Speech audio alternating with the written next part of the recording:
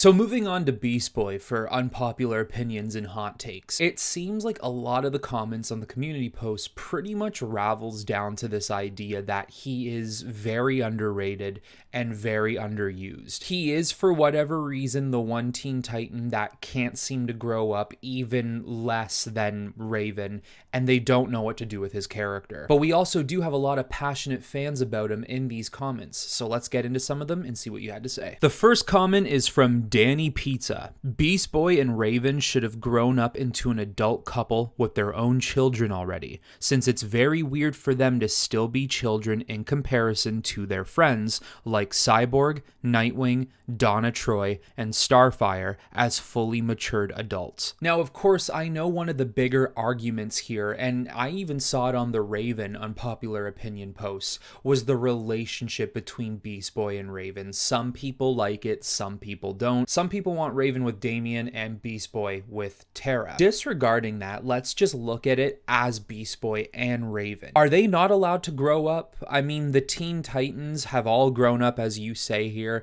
and even when a new continuity starts and they become the Teen Titans again, they will all one day, once again, grow up. It is very weird to see a lot of these characters become full-fledged adults, and Beast Boy and Raven are still there being forgotten about, being the last time you've seen them as teenagers. I still think a big reason why we're not seeing Beast Boy develop in a lot of the ways we want to see him develop, I don't think the writers and the subdivision of comic book storytelling actually knows or even really cares about doing anything with Beast Boy. Notice anytime they do anything with Beast Boy, he is always a teenager, 14, 15, 16, 17, whatever it might be. He's always in that age range. I don't know why they would feel this way, but I just think that maybe in their mindset, they feel as if telling stories with Beast Boy as a teenager is easier than telling stories of Beast Boy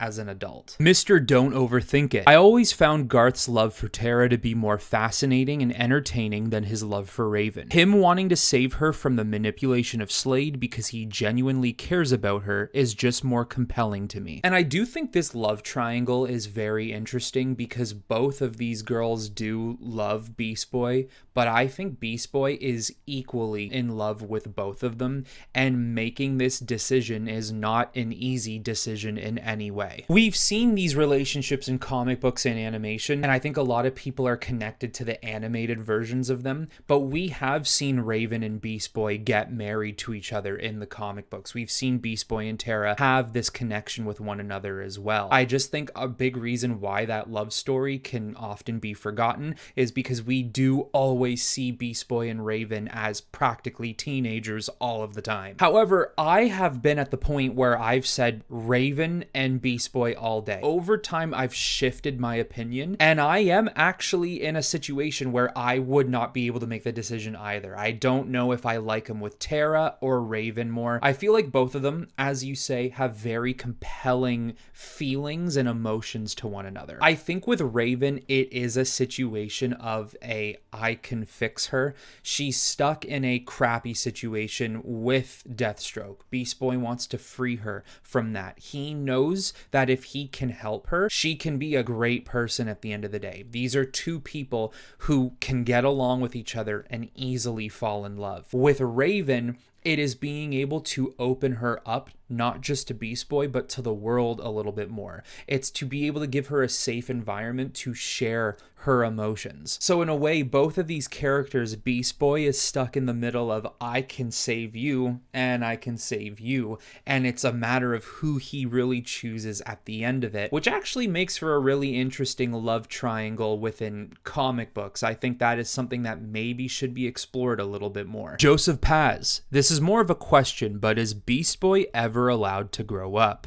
Like become Beastman, join the Justice League or something? It's true, we were just saying this. It doesn't seem like he ever grows up. For some reason, they don't want to write him in that direction. And it's unfortunate the title Beast is taken by Beast in the X-Men for Marvel Comics, because I really think that would just be a great name for Beast Boy in general. Just cut the boy off at the end of it, and now you basically have Green Beast instead of Blue Beast. But joining the Justice League League is something that I've discussed on other videos and quite recently, that it makes these characters more popular once they join the league. I've looked at it from past iterations of the Justice League, and once again, Cyborg may not be the most popular character in the world, but 100%, the minute they decided to narratively place him part of the team in the New 52, his stock did rise. He became more of a popular character. We saw him in Zack Snyder's Justice League. That's the iteration of the Justice League they wanted to use for that story. I think Beast Boy, just like Raven, they deserve this upgraded treatment. I don't know if I would personally have Beast Boy in the main 7 Justice League. However, I do think there is 100% a place for him in a Justice Society. Doing that will make him more popular,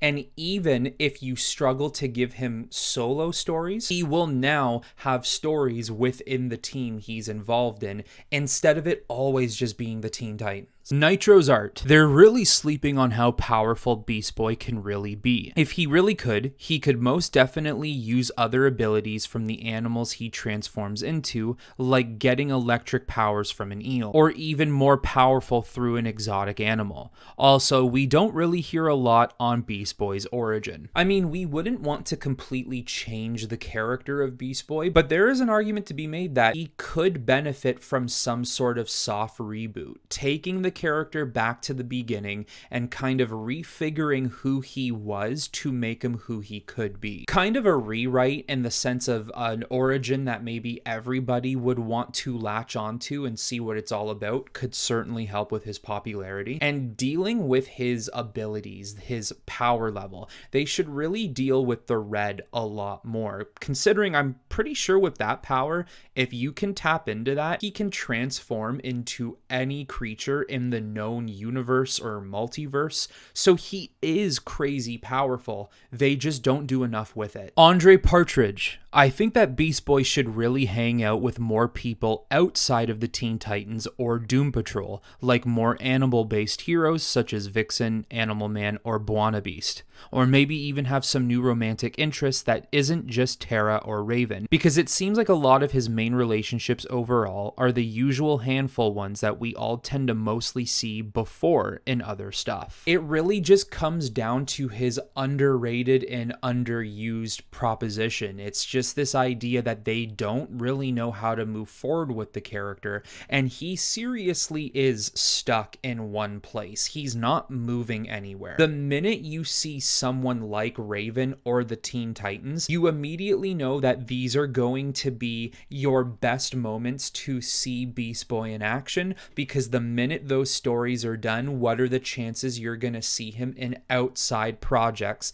that don't deal with these characters? It's probably really thin. Pairing him up and maybe having him branch out to people like Vixen and Animal Man would make so much sense. I mean, they have similar power sets. They could all connect and understand one another, being attached to the animal kingdom in the first place. Maybe there should be something where it's like an animal-based team, like they form their own team, and it's anybody who has these types of abilities and powers, the abilities to turn into animals, to utilize the powers and the strength of animals. They all come together and craft their own team together, become the Beast League.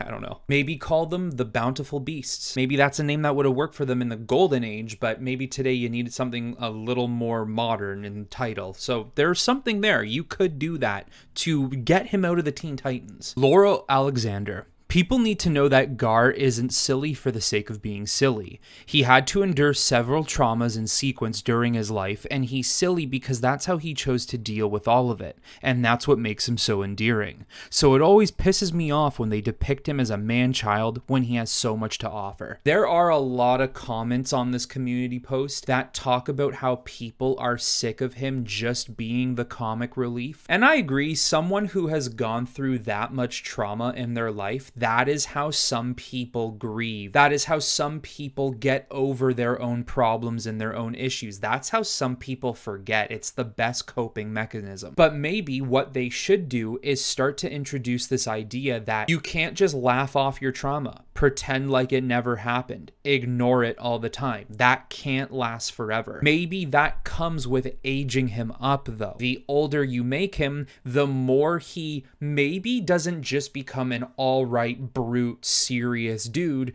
but he does start to flesh out a little bit more, where he still has jokes, but he's not as goofy and silly as he maybe is when he's younger, because he's starting to deal with these problems and he's starting to face them head on. Maybe he needs that, and other people won't always see him as just a comic relief character. Ryan Huntington. If any Teen Titan has to die before becoming a full-blown adult, it's him. Out of every mainline title we can think of, he's the only one I don't see becoming a legitimate adult hero and being on a team such as the Justice League or Outsiders. Yeah, I gotta be honest with you, I think he would be the first one that writers would say, yeah, you know what, we're gonna kill Beast Boy. If you look at maybe the 5 most popular Teen Titans, Robin, Starfire, Raven, Beast Boy, and Cyborg, all of those other characters have a lot of specific reasons on why they should stick around and why they do stick around. They have more to offer to the DC universe than simply just being a Teen Titan. Raven has the connection to Trigon and the fact that she's super powerful. Starfire comes from Tamaran, which bridges the connection of her homeland and Earth, and also the fact that very often she tends to be in a relationship with Nightwing. And then you have Robin. They've already killed one Robin. They're not going to continue to kill every other Robin. The fact that he's also heavily connected with Batman too helps his situation. Cyborg was once a Justice League member and is probably one of the most powerful characters Earth-based at the very least. There unfortunately does not seem to be much that Beast Boy has over many of these other characters that would justify anyone else's death over his. Steven Cisneros, I would like to see an alternate storyline where what if Beast joins the Suicide Squad despite his age. After his parents were tragically killed, he was just left an orphan and got nowhere else to go, so he went into extreme scenarios where he got arrested and sent to juvie until he was met by Amanda Waller and was asked to join them, which he reluctantly agreed. I can imagine something like that, to be honest. Well, whereas I actually think that's an interesting idea, what you could do to potentially play around with his origin again is not only was he left as an orphan, not only did he go through a lot of torture, but Beast Boy does bring along this idea that he has been prodded. He's basically been this lab rat. And what you could do, you could see his journey of being tested, of being part of the Doom Patrol, making his way into the Suicide Squad, as you say, reluctantly, and then even coming into the Teen Titans. And by the time he gets to the Titans, he feels like he's just being used, because that is all he has been his entire life, is be used. So when he actually joins that team, he slowly has to come to the realization that I'm not being used here. This is almost a family. The people here care for me and I'm caring for them. You maybe have to make Beast Boy a less than trusting person, all at the same time keeping his comic relief for when he is younger, so that when he gets older, he can be rid of that. Not fully, but smartly. Okay, for my unpopular opinion, it's kind of like a half story and a half unpopular opinion on maybe to adult his character just a little bit further. So as I kind of advocated for earlier, I think his connection to the Red should be involved a lot more in his story and in the DC universe. There's also a comment somewhere here that also talked about how Beast Boy could have more relationships and stories with characters who are more supernatural, and I think that is a great idea, because the story I kind of have in mind here, Beast Boy has spent the past 5 to 6 years in the red, that's enough time for a lot of people to maybe think he's dead. Maybe there is this huge situation or event in which it looks like he died. He's actually just been living in the red dimension with all these other animals, growing his power and his strength, learning all he can. He would uncover some sort of sinister plot, which would actually be the rot. He starts to discover that maybe the rot is coming for existence. It's here to plant its stale, cold death over everything, which would prompt Beast Boy to eventually have to leave the red to go back to Earth and to actually team up with Swamp Thing in discovering that the rot is being fully controlled by Anton Arcane, which is a Swamp Thing villain. What that would do for Beast Boy is not just help with his powers and his abilities and the fact that he could possibly be even more intelligent now after learning everything he knows in the red. It would age him up, of course, and I think he would also come back meaning business. There's still that teenage Garfield in there somewhere. He's also a man now. He is allowed to grow up, and I think this situation would be a really good story to do that for him, considering that it doesn't seem like many writers in DC have the right story or even care to craft one. I just kind of crafted one there. So if a DC writer is interested in writing that type of a story, you're more than welcome to do so. Just make sure my name is on the credits. So there you go, guys. Unpopular opinions and hot takes on the character of Beast Boy. It seems like a lot of us are in fact on the same page or the same wavelength of feelings towards this character. He truly does deserve better, but if DC Comics does actually plan on going somewhere with this character, unfortunately, it doesn't really seem to be so at the moment, but you never know, crazier things have happened. So guys, let me know in the comments below other unpopular opinions and hot takes on the character, and also leave a comment on other characters you want me to do for unpopular opinions. I do have a list, but any of them that are commented down below, I will add them to the growing list. That is all I have for you on this one, everyone. I hope you all enjoyed, and until next time, I will talk to you all very soon.